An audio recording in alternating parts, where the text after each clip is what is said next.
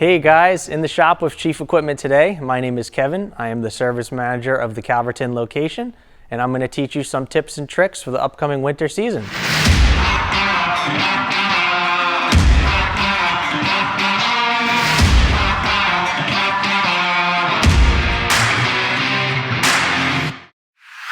A couple things to remember before using your snowblower. Make sure you always have a clear path before going out and using your snowblower. Another thing would be making sure it has fresh fuel in it before you begin using it for the season. Make sure to never stick your hand in the auger or the chute of the snowblower in case of a clog. You also would like to maintain a nice speed and not go too fast to avoid any potential clogs. A couple of things inside your auger housing. You're going to look for your shear bolts. Make sure they are both intact on the left and right hand side. You don't want them to be missing or broken, otherwise the auger will fail to rotate. Another thing would be your grease fittings, again on the left and right hand side. You want to make sure they both have the right amount of grease inside them. And you also have another roll pin in the back of the auger here. If that is broken, the auger would fail to rotate.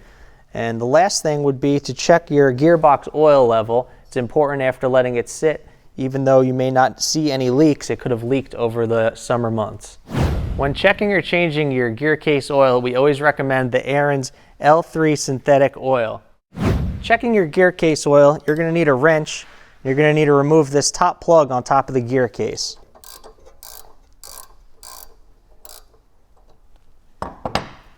After removing the top gear case plug, you're going to want to examine both the O-ring and the plug bottom to make sure there's any oil in the gear case.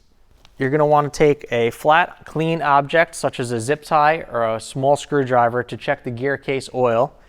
The gear case oil should be about 1 inch to 1.5 inches from the top of the gear case, so you're going to want to measure that out with your finger.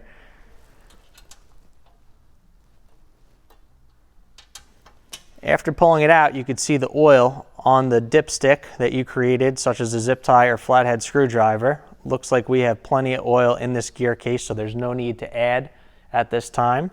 So you could go ahead and reinstall your drain plug. It's simple as that, your gear case is checked. It's important to check your skid shoes every year to make sure they're not worn too thin on the bottom and they're adjusted correctly. You have two different options with your skid shoes if you have a blacktop driveway or a gravel driveway. We have these shims here that are for a paved driveway. They're about 1/8 of an inch clearance.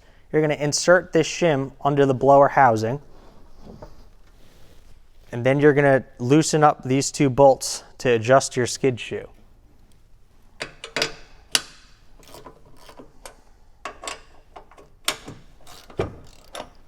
Now that your skid shoe is dropped to the ground, you could go ahead and retighten the hardware.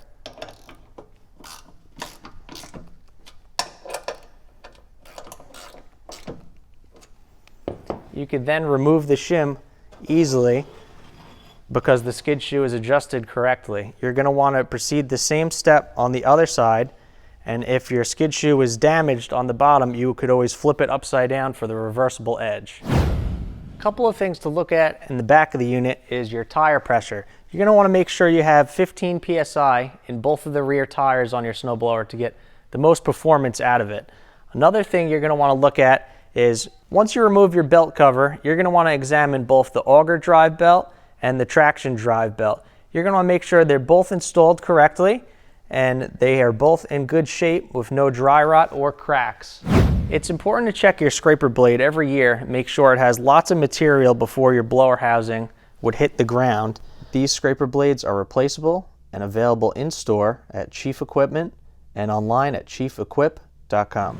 Talking about your snowblower's engine, it's important to check your engine oil before every use. A very simple design. You simply remove the dipstick and check the oil level on the cross hatches or these two little dots here and make sure the oil is to the correct full level. As long as the oil is to the correct full level, you could reinsert your dipstick and you are safe to start your machine. Your snowblower's fuel is very important. You want to make sure the fuel is clean and kept inside and no contaminants added to the fuel. Your fuel tank comes with a built-in strainer to prevent any debris from getting inside the tank.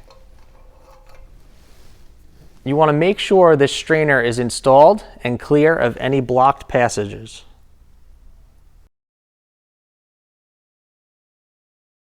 Thanks for watching In the Shop with Chief Equipment. If you found this video was helpful, please hit the like button and subscribe below.